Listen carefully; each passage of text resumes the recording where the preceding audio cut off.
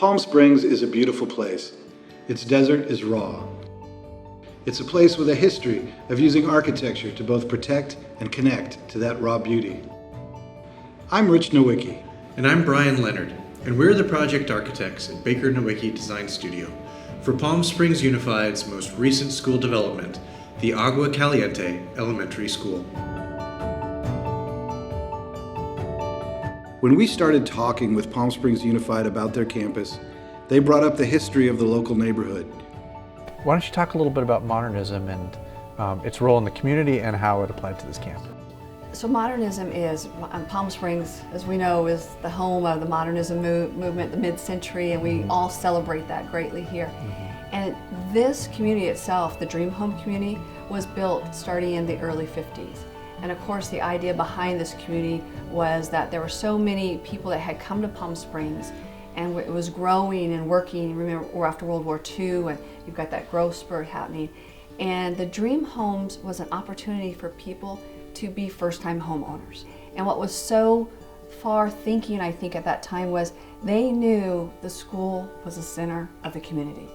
We are on a circular piece of property in the middle of these homes that all surround it. And that was meant to show the respect for education. The district envisioned a school that embodies rebuilding the school to complement the original aspirations of the Dream Homes name, with a modernist-inspired campus for the community's youth. This was a complicated project, very complicated. When you've got an existing campus and that we're going to be doing building with all the students still attending that existing campus, I needed creative.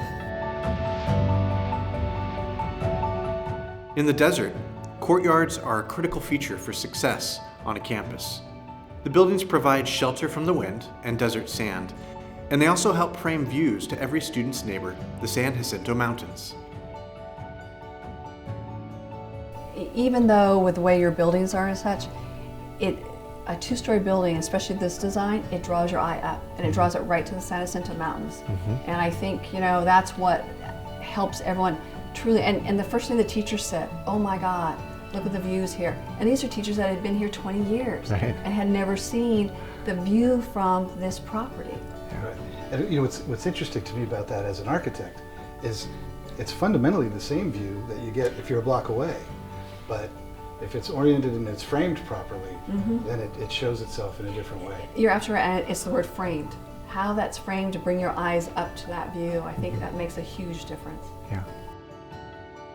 When we can, because we have such a wonderful outdoor climate, 6 months out of the year, that if we can have kids doing things outside with the doors open at lunch or as a learning facility and sitting and listening and as we have programs that go on, that was very important to us. From the day we opened the doors here, right? That was February 20th, 2018. And we had set up a big parade and all the parents came and teachers and students, and we get me all emotional. We walked along the whole back of the way and they really couldn't believe it was for them. We have a charter school that's right near this area that pulls from this same community demographics. We have found right now that our enrollment has increased over 12%. And so, because we had been falling back around 550 students. We had actually built this school for a high occupancy of 825, something like that. Well, we're nearing 700 at this time. So we've drawn kids back. Parents feel comfortable coming here. They walk their kids here. With architecture in our campuses, we communicate a lot to students about how we value them, how we value their education. And designing spaces like this sets a very high value on their experience and on their persons.